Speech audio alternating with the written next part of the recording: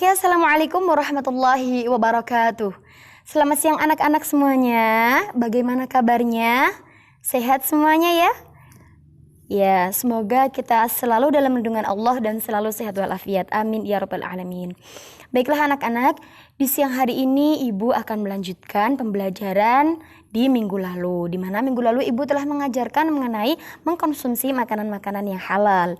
Akan tetapi sebelumnya kita akan mengawali pembelajaran dengan berdoa terlebih dahulu. Baiklah, berdoa mulai. A'udzu billahi minasy syaithanir rajim. Bismillahirrahmanirrahim.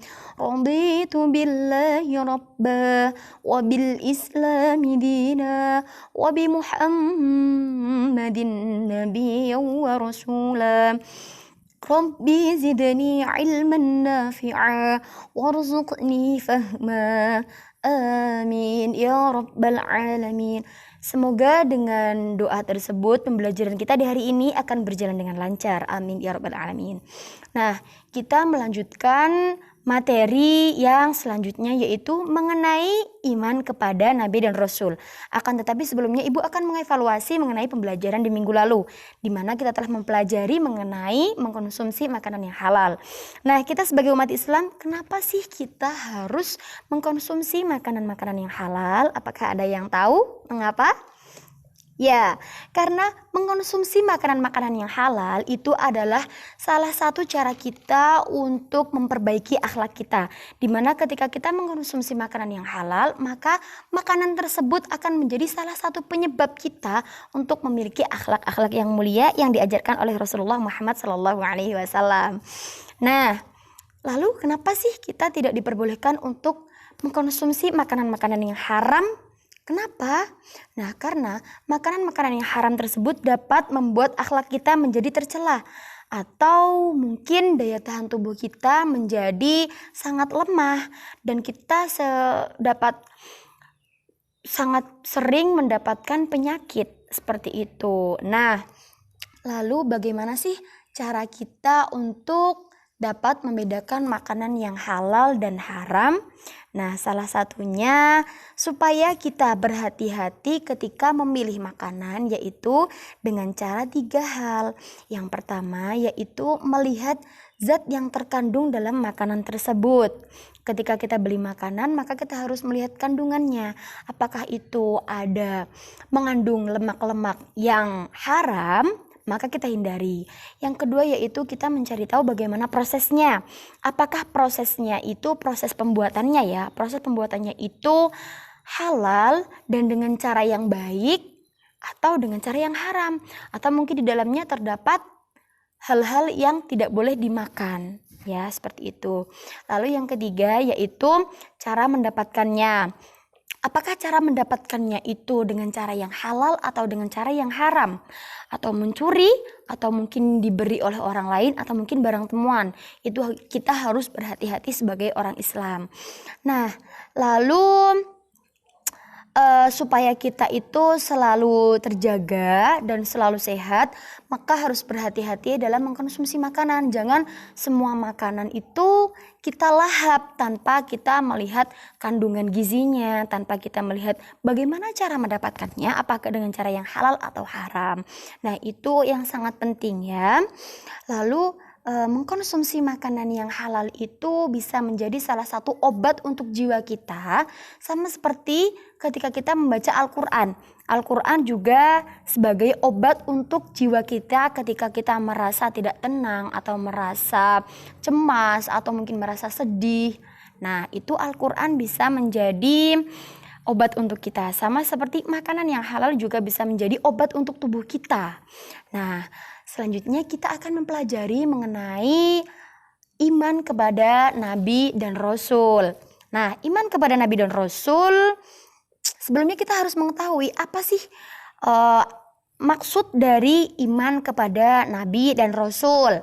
Nah, iman kepada Nabi dan Rasul adalah kita meyakini bahwasannya Nabi dan Rasul itu adalah utusan Allah Subhanahu wa Ta'ala untuk menyampaikan risalah ketauhidan dan disampaikan kepada umat manusia. Nah, Rasul sendiri adalah, pengertian dari Rasul ya, adalah seorang laki-laki utusan Allah, pilihan Allah yang dipilih untuk menyampaikan risalah-risalah Allah kepada seluruh manusia. Dan Nabi adalah seorang manusia laki-laki, Nabi tidak ada yang perempuan ya. Seorang manusia laki-laki pilihan Allah yang diberi risalah oleh Allah, akan tetapi tidak wajib untuk menyampaikan kepada umat-umatnya. Nah, selanjutnya Ibu akan menyampaikan mengenai kompetensi dasar. Nah, kompetensi dasar di bab ini adalah beriman kepada Rasul-Rasul Allah Subhanahu wa Ta'ala. Yang kedua, menghayati perilaku amanah sebagai implementasi dari iman kepada Rasul. Nah, Rasul itu memiliki sifat amanah atau menyampaikan. Jadi kita harus selalu menyampaikan apa yang dipesankan kepada kita gitu. Nah, selanjutnya ada memahami makna beriman kepada Rasul Allah Subhanahu wa Ta'ala. Nah, selanjutnya lagi tujuan dan indikator, yaitu pertama, memahami pengertian Rasul seperti tadi yang Ibu jelaskan. Nah, yang kedua yaitu memahami tugas-tugas Rasul. Apa sih tugasnya Rasul di bumi ini? Lalu yang ketiga yaitu sifat-sifat Rasul. Kita memahami sifat-sifat Rasul. Lalu mengetahui nama-nama Rasul Ulul Azmi dan juga mengetahui bagaimana sih sikapnya Rasul-Rasul Ulul Azmi gitu. Nah, selanjutnya kita tuh ada pengertian dan juga tujuan diutusnya para nabi dan rasul. Nah, tadi Ibu sudah menyampaikan bahwasanya Rasul adalah seorang laki-laki pilihan Allah yang diberi risalah untuk disampaikan kepada seluruh umat manusia. Tapi Nabi adalah seorang laki-laki yang diutus turun ke bumi, tetapi tidak untuk menyampaikan risalah kepada seluruh umat manusia, akan tetapi risalahnya itu hanya untuk dirinya sendiri. Nah, sekarang tujuan diutusnya para nabi dan rasul. Yang pertama yaitu untuk menegakkan kebenaran di muka bumi ini yang penuh dengan kejujuran. Dimana kita tahu bahwasanya rasul itu pasti memiliki sifat kejujuran. Tidak mungkin seorang rasul itu berbohong atau kadzib. Nah, selanjutnya yaitu untuk menunjukkan ke jalan yang lurus. Dimana kita tahu bahwasannya dahulu pada zaman jahiliyah orang-orang sangat sulit untuk berkata jujur, dan bahkan para pemimpin pun berbohong. Contohnya seperti Raja Fir'aun juga berbohong atas dirinya dan ia mengaku bahwasanya ia Tuhan, padahal dia tidak Tuhan. Nah, seperti itu. Lalu sebagai pembawa risalah ketuhanan dan kenabian. Selanjutnya yaitu menghindarkan manusia dari kebodohan, kesesatan, kebohongan, pertengkaran, dan pertikaian. Di mana Nabi telah menyampaikan juga semua peringatan dari Allah Subhanahu wa Ta'ala yang tercantum di dalam kitab-kitab Allah. Nah, misi dari para nabi tersebut adalah untuk menyelamatkan manusia dari bencana-bencana yang akan melanda sehingga manusia tidak mendapatkan bencana. Seperti kita tahu pada zaman para nabi itu ada kaum Ad, kaum Samud. Itu mereka dan kaum Sodom, kaum yang lainnya itu mereka mendapatkan bencana dari Allah karena kesombongan mereka, karena kebodohan mereka, karena kelalaian mereka. Nah, untuk itu Allah mengutus para nabi untuk memperbaiki akhlak kita semua. Nah, selanjutnya kita akan masuk ke dalam pengertian iman kepada Nabi dan Rasul. Iman kepada Nabi dan Rasul yaitu kita percaya bahwasannya Rasul adalah utusan Allah yang diutus untuk menyampaikan risalah-risalahnya kepada kita. Nah, selanjutnya ada tugas dari para nabi dan rasul, yaitu tugas dari para nabi dan rasul adalah untuk menyampaikan risalah ketauhidan. Apa sih risalah ketauhidan? Risalah ketauhidan yaitu mengenai ketuhanan yang Maha Esa. Jadi Allah itu adalah satu. Yang kedua, membawa kabar gembira untuk orang-orang yang sholih, orang-orang yang taat kepada Allah, dan menyampaikan ancaman-ancaman Allah kepada orang-orang yang berdusta, kepada orang-orang yang mengingkari atas adanya Allah. Lalu kita ada sifat-sifat para rasul. Sifat-sifat para rasul yaitu yang pertama ada sifat wajib, ada 4. Yang pertama adalah syidik, artinya berkata benar. Yang kedua, amanah, dapat dipercaya. Yang ketiga, tabligh, menyampaikan. Jadi menyampaikan apapun yang disampaikan oleh Allah untuk umat-umatnya, untuk hambanya, itu disampaikan semuanya. Lalu ada fatonah, yaitu cerdas. Nah selanjutnya ada sifat mustahil. Sifat mustahil itu ada 4. Yang pertama yaitu kadzib atau dusta. Yang kedua khianat. Yang ketiga kitman atau menyembunyikan. Tidak mungkin Rasul itu menyembunyikan. Nah selanjutnya ada baladah atau bodoh. Tidak mungkin juga Rasul itu bodoh, karena Rasul itu pasti memiliki akal pikiran yang cerdas.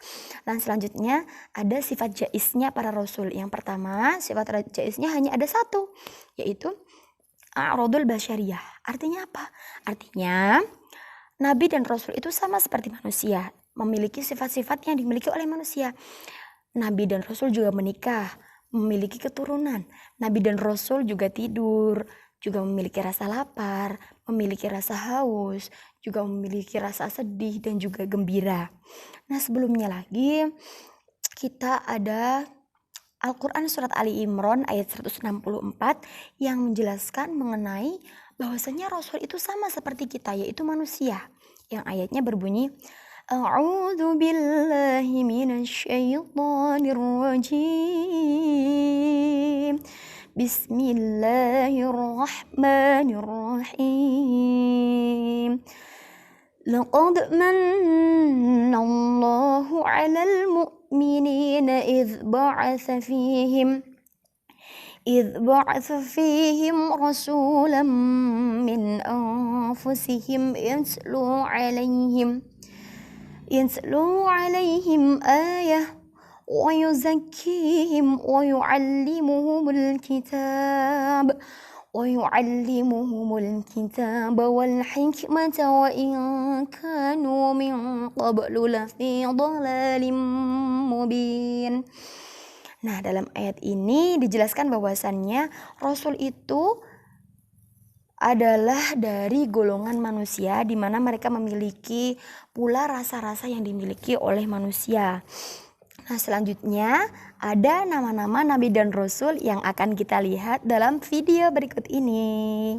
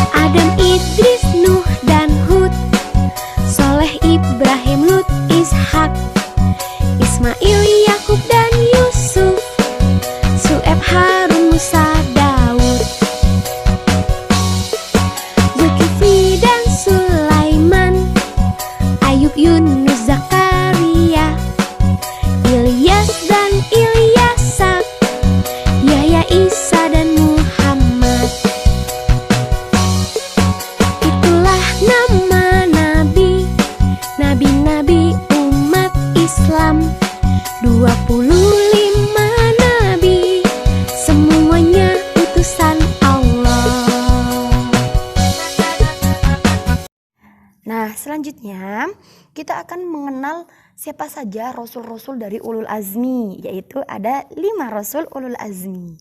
Yang pertama yaitu ada Nabi Nuh alaihi salam, yang kedua ada Nabi Ibrahim alaihi salam, ketiga ada Nabi Musa alaihi salam, keempat Nabi Isa alaihi salam, dan kelima adalah Nabiullah Muhammad sallallahu alaihi wasallam. Nah, untuk tugasnya Ibu akan berikan setelah ini. Nah, jadi tugas untuk mandiri adalah Carilah keistimewaan dan tulis kembali mengenai mukjizat-mukjizat dari para rasul ulul azmi. Itu mandiri ya, jadi nanti ditulis di kertas folio dan dikumpulkan minggu depan. Nah selanjutnya yaitu mengenai tugas kelompok. Yang pertama, tulislah salah satu kisah perjuangan Nabi Muhammad ketika memperjuangkan agama Islam bersama para sahabatnya. Yang kedua yaitu tulislah kisah perjuangan Nabi Musa alaihissalam melawan penyihir-penyihir Fir'aun. Yang ketiga yaitu hikmah apa sih yang dapat dipelajari mengenai bab iman kepada Nabi dan Rasul ini. Oke, sekian yang dapat Ibu sampaikan. Jadi mengenai tugas tersebut dikerjakan secara mandiri dan juga berkelompok. Kelompoknya sudah Ibu bagi. seperti minggu kemarin sama. Nah, dikumpulkan minggu depan di kertas folio. Nah, untuk minggu depannya kita akan mengevaluasi mengenai iman kepada Nabi dan Rasul, dan kita akan belajar mengenai hormat dan patuh terhadap orang tua dan guru. Oke, sekian dari Ibu. Semoga bermanfaat. Wassalamualaikum warahmatullahi wabarakatuh.